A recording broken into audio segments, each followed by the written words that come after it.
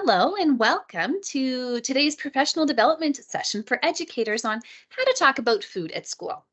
My name is Luisa, and I'm a registered dietitian with Peterborough Public Health who specializes in population health practice for children and youth, and I act as a support for teachers, educators, administrators, and parents and caregivers on all things food and nutrition related for children and youth. As teachers, you are significant adult influencers in the eye of your students and sometimes their parents and caregivers. As such, what you say and do and the expectations that you create in your classroom carries a lot of value. Now, we all eat food, of course, and as adults, we have opinions and personal knowledge on what works for ourselves. We grew up live in a diet culture, a reality that does impact how we talk about food. Each of us has a unique food story, how we were socialized to talk about food, weight bias, role models with different thoughts on dieting, maybe a history of poverty, neurodiversity, grief, coping, coerced or forced feeding. Naturally, how we think about food reflects our story. As professionals and educators, we know the importance of checking our bias and being careful what we say to reduce possible negative consequences. Now, food and weight bias is associated with serious emotional, physical, social, and health costs to individuals and society. We've seen the stats. Body size can impact the quality of healthcare you can access, and weight-based bullying happens every day. So the social bias also greatly increases the risk of body image concerns, disordered eating, and eating disorders. So there's now evidence to show that the traditional way of teaching nutrition, so these foods are good, these ones are bad, may actually foster body's dissatisfaction and trigger disordered eating behaviors. In other words, the well-intended messages about healthy eating can inadvertently cause harm, leading to preoccupation or fear of food. So definitely not why you chose such a caring career as teaching.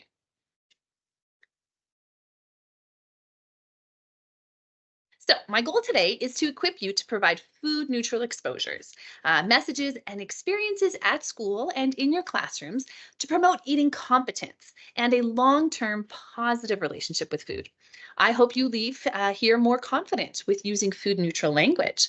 I also invite you to focus on food exposure, appreciation, and exploration. So ultimately, that hands on learning about food, leading by example, and building skills with students to promote wellness.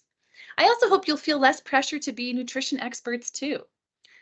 Then I'm going to demonstrate making a snack together. So something you could do in your classrooms and show how it links cross-curricularly to so many things using food neutral language, and then share some resources too that you may find helpful. So, what is the issue I'm talking about here today? So, how we talk about food can affect our students' relationship with food.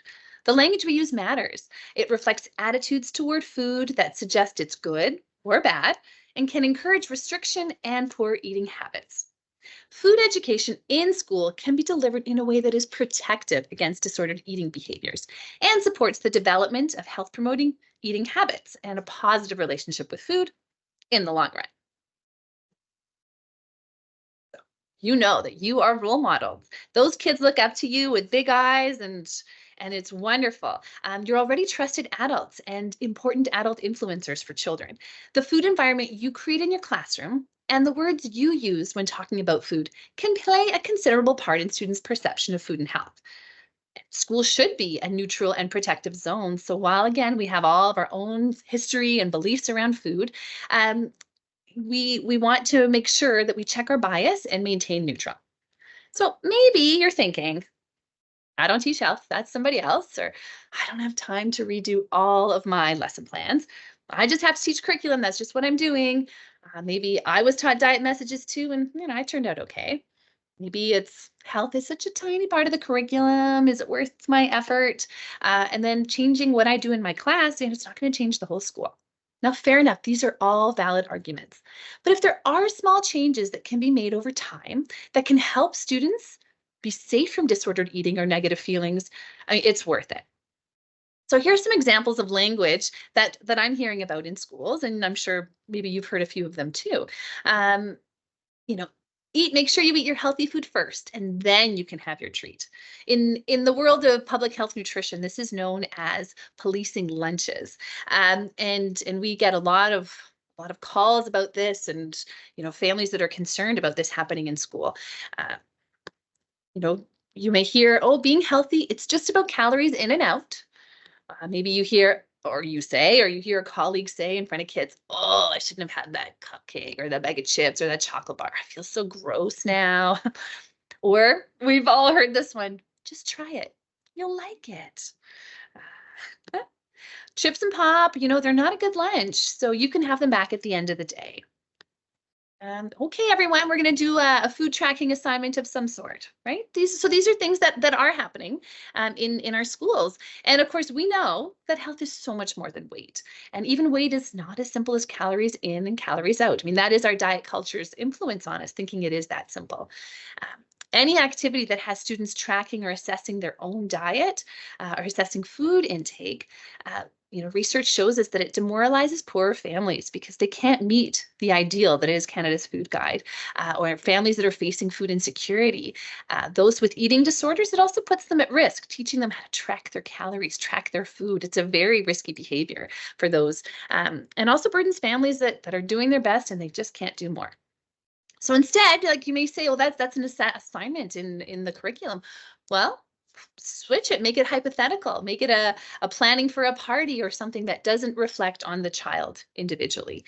And then rather focus on cooking skills, a life skill that is going to help them much more than a diet tracking assignment, recipe comprehension, and then, this hypothetical meal planning. All great ways to follow the curriculum, to do what the curriculum asks, but in a very safe way for students. So you're going to say, Luisa, I just have to teach the curriculum. I'm a teacher, and that's what I have to do. You are right. Canada's Food Guide is the pillar of nutrition, of the nutrition portion of the health curriculum. Absolutely. Just want to remind everyone that the revised 2019 guide is very clear that healthy eating, it's more than the food that we eat. It's also about the where you eat, when you eat, why you eat, and how you eat. So, really being mindful, taking the time to eat. Cooking more often. When we cook our own food more often, we control how much fat, salt, and sugar goes in there. So naturally it becomes more healthy than if you're eating out or doing convenience foods all the time. Enjoy your food. This is right in the food guide. It's so important to enjoy our food. If you don't like a kale spinach smoothie for breakfast every morning, then don't have it. Find something that you enjoy that meets all of your needs as well. And then eating meals with others. A lot of evidence shows that when we eat together with others, not only are we socializing, it's better for our mental health, but we actually also put more effort into our meals. I mean, if I think about myself, if there's every day when my kids are at home, I am not cooking a dinner. I'm just going to have a bowl of cereal. But when my kids are around, or if we're having guests, I definitely put a lot more effort into my meal planning. So what I'm suggesting is when we talk about food, let's do it in a food neutral way. Say, what? Food neutral? Louisa, what are you talking about? So food neutral means that all foods have the same moral value. So what do I mean? You are not a bad person if you eat cookies. You are not a better person if you eat an apple. So many factors affect what students eat. Family context and traditions, food access, what could the family afford that week? Seasonal or rural availability, personal tastes and texture preferences, allergies, culture, personal life experiences. Maybe families are limited to foods from the food bank. Maybe families are going through some sort of trauma using food to comfort. Maybe families are just juggling too many things. So the really great thing is that you don't need to have an opinion on the food that comes from home. You don't need to comment on students' food or make assumptions on why, what, or how much they're eating. This is permission for you to take that off your plate. Traditionally, healthy eating education at school has centered around what is healthy, what is not. And we all know those worksheets. Circle the healthy foods, put an X around the unhealthy foods. And then also, why healthy foods are so important for our bodies. So in elementary school, so in K to 6, we do discourage this approach entirely. Rather, make it about hands-on food exploration. So growing, cooking, tasting, exploring. Kids are still learning eaters. They're experiencing new tastes, new flavors, and they may not accept it right away, right? 15 to 20 times being exposed to something for some kids before they're even willing to try it. So recognizing that students under 12, they're concrete thinkers. They're not ready to think about abstract concepts like nutrients, Piaget's stages of cognitive development, grasping big concepts like balancing food intake over a day or a week, or focusing on getting enough nutrients for long-term wellness, to avoid heart disease in the future. Recognizing that different bodies need different amounts and different life stages need different amounts. Those are really big concepts, right? And they are age appropriate for teenagers and adults, but definitely a little too big for kids because they think very black and white. So for example, in grade 1, knowing that drinking milk prevents osteoporosis, it's not going to translate into that child choosing more dairy products. Well, one thing is that kids eat food, not nutrients, and also kids have very little control over what food is available to them. So the food neutral approach suggests that you take away the attention from the benefits or consequences of food choices. Instead, it looks at creating non-judgmental environment for students to feel safe eating a variety of foods. So to be clear, I'm not suggesting that all foods are nutritionally equal. We know they're not. Foods contain different nutrients, but food choices should not be the basis of a moral hierarchy. So, okay, big thought, Louisa. Just tell me, how do I do this? I'm on board. I want to do this. So how? First thing, let's call foods by their actual name. Let's get rid of those nicknames like treats, junk, sometimes food. If it's an apple, not a healthy food. If it's a chocolate bar, it's a chocolate bar, not a sometimes food, but it does have a lot of sugar, so it could rot your teeth, so make sure that you brush your teeth. Labeling foods as treats, especially in kids 0 to 12, it puts them on a pedestal and gives them this special status, often making foods seem more appealing. So, I mean, a carrot is never going to seem as appealing if you're always like, oh, if you eat your carrots, once you finish this hard work, I will give you the chocolate. So it puts it on a pedestal. So even though, of course, some foods need to be offered less often, they are still food. The next how is to not sort the foods into binary groups. So not to classify food into good and bad, healthy, unhealthy, every day, sometimes. Really, when we do this, we are teaching students that when they eat from the unhealthy category, it's a bad choice. It's not, and in classifying it as such, inevitably we encourage feelings of shame and guilt when we do choose those foods. We eat all sorts of foods as humans for all sorts of reasons, and we don't need to have shame or guilt around that. Telling a child to eat the candy only after their healthy food, it's very black and white. Oh, this choice, that's a bad choice. This choice is a good choice. So, that policing lunches again, it's outside of the scope for teachers and caregivers. So my daughter, a little story is my daughter who's in primary school. When we were packing her lunch, she told me to please not send a cookie in her lunch because they just learned that it was really unhealthy and she didn't want her teacher to see it because her teacher would be disappointed in her. So, of course, not the teacher's intention at all, but that is how my daughter perceived that. And she was now ashamed of bringing in a cookie, which I am okay with her eating a cookie with her lunch. So there's always things that can happen. Letting children eat food in the order that they choose. If a parent has sent a lunch and there is, so a Rice Krispie square in there, if the kid wants to eat that first, let them eat it first. It's their choice. The parent has given them that. Yeah. When kids try a new food, don't praise and be like, oh, you tried it. Oh my God, I'm so excited that you tried it. That doesn't, that puts a lot of pressure on kids because they're being watched for this experience. And then replacing food rewards with non-food ones, right? As teachers, you have so many great ideas on how you can reward students without it being candy or food. Outside time, a dance off in the classroom, stickers, reading time, extra reading time, all sorts of great things that don't focus on food. And then the beautiful thing is also exploring food together and give kids a chance to learn food skills and explore different foods together without pressure. So when it comes to food and feeding, there is a division of responsibility that we need to respect. It's important that the rules are maintained. So parents and caregivers, they are responsible for what food is available to children at school. Schools and educators, they decide the when and where students will eat during the school day, and students decide whether and how much to eat of the food that their parents have provided them. So As an example, a parent doesn't get to say when their student will have a break. Oh, my kid has to eat at 9 a.m. No, no, that is out of their scope. Same as an educator does not say what the student is allowed to eat from the food coming from home, unless there's an allergy concern, of course. Think back to Piaget's stages of cognitive development. Delaying that teaching of adult responsibilities like grocery shopping, meal planning, until it's developmentally appropriate, which is closer to 12 and over. So educators, the when and where, that's on you. And if you're bringing food into the classroom for whatever reason, that also becomes your responsibility. And when possible, it's a great opportunity to connect with kids, role model enjoyment of eating and social norms, such as table manners. So that can happen. It's not fair to teach students to expect them to be responsible for adult roles in feeding, again, like the grocery shopping, the food selection, the family meal planning. These are typically adult roles. And sure, some families involve their children in these roles, and that's great, but some don't. And it's going to depend on the child as well, what they can handle. So it is your and your school's responsibility to choose foods from Canada's Food Guide if you are bringing food into the classroom. Student nutrition programs in your schools also have to follow Canada's Food Guide. When school events are hosted, to make sure there are foods from Canada's Food Guide from all 3 food groupings. That is, as an adult, that is part of our role and responsibility in the promotion of healthy eating. Okay, so there's 5 approaches that can nurture healthy eaters in schools. So you can create a positive eating environment for students to sit down in.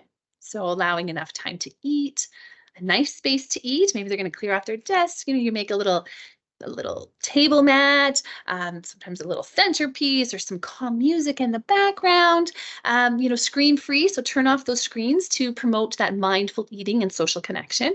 Put on that music, write a conversation topic on the board so kids can have little chitter chatter amongst themselves, and avoid putting on shows or movies. This leads to distracted, mindless eating, or for many kids, my children included, not eating, that they just get so wound up in the show that they don't eat. It's also such a great time. Mealtime is a great time for kids to connect, for people to connect, families to connect socially, to talk. And these are things that are good for our mental health. The second is to respect natural hunger and fullness cues. Kids are amazing at knowing when they're full and when they're hungry. As adults, we often lose that because our lives are much more dictated by the clock. Oh, it's my lunch break. Now I'm going to eat now, as opposed to eating when you're hungry or stopping when you're full. It's like, scarf it down.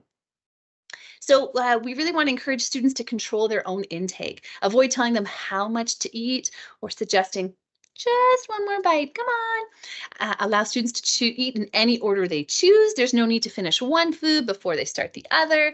We all know there's always room for dessert, no matter how full we are. And then really to trust and respect students when they say or signal that they're full or still hungry. We don't need to say, James, think you've had enough.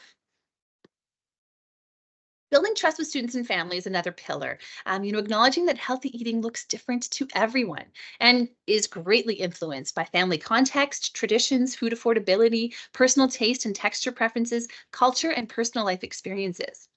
Allowing students to eat foods sent from home, unless it relates to an allergy, is really important.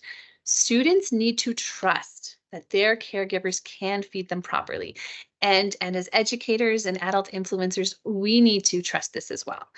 Think back to my daughter's experience. I am a registered dietitian, and there's a teacher that is making my daughter question her food intake and my ability to provide for her. So yeah, just think of that. I have definitely learned that the best approach from my work is assuming that everyone is trying their best, and hearing from them what are their goals and learning what are their barriers will help me support families and children better. So for most people, it's not a lack of knowledge of knowing what are really nourishing foods and what are less nourishing foods. There's just so many barriers: cost, time, skills, mental wellness, access to equipment, etc. So keeping that in mind. And it's okay if you don't know answers to nutrition questions. That's okay. I refer people to this 811. It's a free service in Ontario. You can call and speak to a dietitian, or you can chat online with a dietitian. We don't have to know all the answers. If a kid comes to you and says, "Oh, was just wondering if you know this," like, "Oh, why don't you go and look that up and let me know what you learned?" Always a great learning opportunity. Teachable moment. Teaching nutrition in a positive way. So really trying to focus on the benefits of fueling the mind and body with a variety of foods, encouraging satisfying meals and snacks to support healthy growth and development. Food gives us social connection, pleasure, comfort, culture. We really want to keep all of our messages positive and avoid negative or fear-based statements like that food is not healthy or you know that you should eat more of this. We can avoid that language altogether. Let's just stick with the facts. Always good to stick with the facts. There's nothing wrong with that. You compare to cereals, for example. Oh, okay, this one has more fiber. What is fiber? It's more for high school, but what is fiber good for? A conversation. It's not, oh, look how much sugar is in here. This is a bad choice. Do not eat this, right? It's like, okay, which one would you choose? And why would you choose that food? Lots of conversation and recognizing again that food is more, what we eat is more than just nutrients. We eat for lots of different reasons. Creating practical hands-on experiences to see, smell, touch, grow, cook, and try a variety of foods. Cook together. Kids love doing hands-on cooking together. Trying new foods, a great way to expose them to something new, and no pressure if they taste it or not, just that they've seen it now, they've smelt it, they've felt it. Great way to do it. Connecting with children's lived experiences. Where do you have some students that live on a farm or do garden growing in their backyard? Can they talk about that? Connecting with local food growers, a trip to the market, harvesters, producers, cultural groups.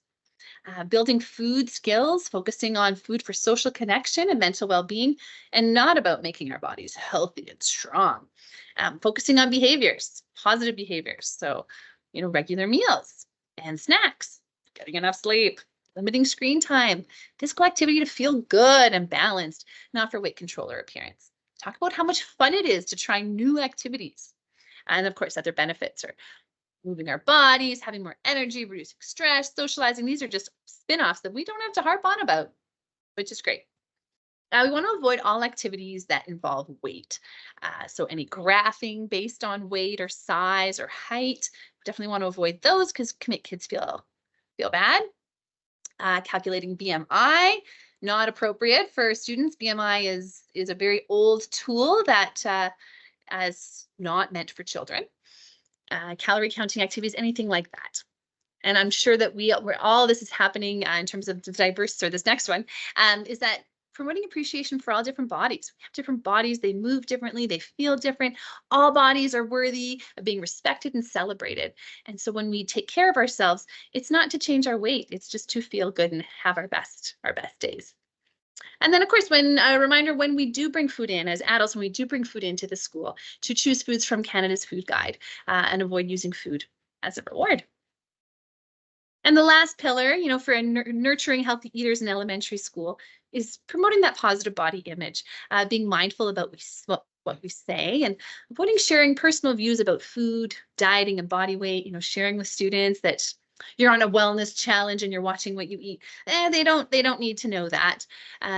Teach about natural body diversity, right? There's no ideal body, lots of different shapes and sizes.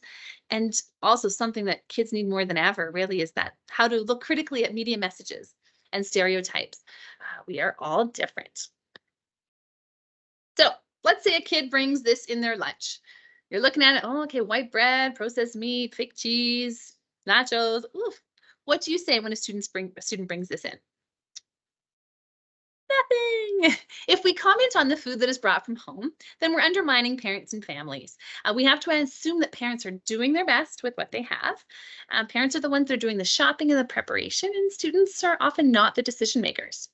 Each child's food experiences, abilities, and preferences are different. Plus, there could be lots of personal reasons why a parent caregiver may be sending in certain food versus another. Medical reason, cultural reason, maybe it's a celebration for something. Maybe this child has a hard time with different textures or new foods or is embarrassed to eat in front of others. Lots of reasons that foods come in. Families do not need to justify why or what they provide for their children to take to school. Okay, what about how do you talk about these foods at school? So we got some chips and cheesies. And then the other one, we got fruits and vegetables. And the answer is refer to them as their names and descriptions. Peppers are beans are vegetables. Plums are fruit. Chips are crunchy and salty. French fries are potatoes. Some are mushy and salty. No need to label them as healthy, unhealthy, everyday sometimes, treats and junk versus, nourishing food. You don't need to say that. Yeah. All right. So in summary, I encourage you to approach food in a neutral way with your students without judgment. Be curious. No need to classify those foods. Respect the roles that adults, caregivers, and children play in eating and feeding. So an adult educator, again, we decide the when and the where, and if we are bringing food in, the what, following Canada's Food Guide. And then that hands-on experiential learning, like that is what is memorable. Kids love doing that sort of hands-on stuff. Why get kids preparing food at school? Well, it's a great way for kids to try new foods, eat more whole foods, learn life skills, build self-esteem and confidence. Think about your experiences. Are you more likely to try a new food on your own or a new activity on your own? Or is it more likely you'll try it with others who have had some experience with it? Food exploration is a best practice when it comes to nutrition education. It is so impactful.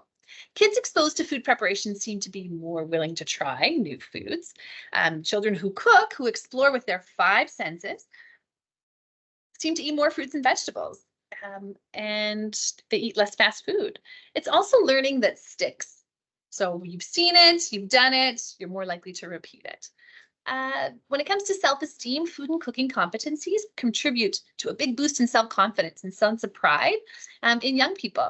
They're often also, the more often they're exposed to it, the more likely they're going to do it themselves. A bonus for teachers, there are a ton of ways that you can link curriculum to food preparation in your classroom.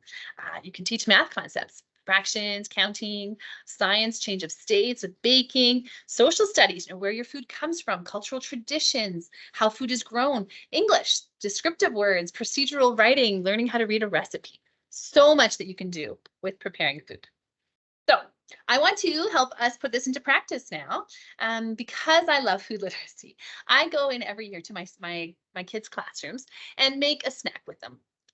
The students just love it. They put on their little aprons and they got their little cutting boards. So there are kits that you can borrow from Peterborough Public Health, and it comes with 24 little mini choppers, and kid safe choppers, and then a cutting board and aprons. So be sure to know that exists. But then the photos and recipes that we do in the classroom, it's shared back home, and kids are challenged to, if you'd like, go home and try this at home or try this with someone that you love. This connects the learning to the classroom, the learning of the classroom to the home environment. So that home connection piece, which you all know is a really great way to reinforce learning. And then of course, depending on your space, are you just gonna do this in the classroom at your desk? Is there a staff room that you can use? Is there a culinary room, depending on where you're at? Finding recipes that fit for your space and reflect Canada's Food Guide are a great way to start. So this activity is a great way to experience food and the many food guide messages that inadvertently lead to balanced eating without harping about, oh, this is healthy, that's why we're making this, it's a really healthy choice. And oh, make sure you don't eat junk, right? I chose this one and not the junk one because it makes you sick. Like, no, we don't need to focus on any of that. Just make it together, and they're gonna be excited about that. Great. Okay. So to run you through a lesson. So today's lesson, we are going to do a perfect parfait, and I'm going to run it sort of like with a food neutral lens through it, just so you can see how it can be done in a really safe, positive way for students. So we're going to talk about some food safety precautions. So make sure that everyone's hands are washed before you start. Sing happy birthday when you're washing your hands. Clean off surfaces. So get all those, if you're doing in your classroom, get all those desks wiped down. Bring with you clean dish towels or tea towels, because inadvertently there might be a spill. Make sure you have paper towel on hand. When you bring in the foods, keep cold foods cold. So in a cooler with an ice pack. And if anyone in the class is not feeling great or the staff's not feeling great, then best to sit out. And then warm-up activities, a great way to get kids thinking about food and excited. With the younger grades, you could make your own chef hat out of tissue paper. Maybe you read through the recipe together. You do a game about where foods come from. Chat about how we enjoy food in our life. So for example, the neat thing about food, kids, is that they all fit into a good life. Food helps us celebrate things like holidays and birthdays. What are some foods you enjoy on your birthday? When we eat together with our family, we get to connect and we tell jokes and we share stories. Anyone have a story that they told at dinner last night or learned a joke at dinner last night they want to share? Maybe grandma and grandpa make a food that celebrates your culture. Do you have an example of one of those foods? Just food gives us lots to talk about and it gives us lots of great things and it helps us feel good. So a great warm-up activity to talk about food and what it means to them. For older students, great to go through a recipe, read through a recipe, procedural writing. They can invent a recipe too as a spin-off activity. So what do we have? What is a recipe? What information does it have? Oh, it says instructions for preparing food. Oh, what information? Well, it's going to have a name or a title. It's going to tell us how much it makes. We need to know how much. Are we cooking for 50 or are we cooking for 4? How long does it take to make? Do you have 6 hours to make the roast, or should you stick to a snack that takes you 5 minutes because you're really hungry right now? What ingredients and how much? Step-by-step directions. A great opportunity too to go through abbreviations. So tablespoon, teaspoon, cup, Fahrenheit, Celsius, and fractions. I just did this recently with a grade 5 class that had a math test on fractions in the afternoon, and we had a blast going through fractions and doubling the recipe and with tablespoons and teaspoons. It was very, very impactful. And yeah, we had a good time with that.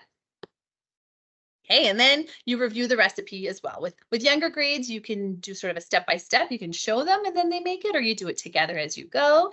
So today's recipe, like I said, we are going to make a yogurt parfait.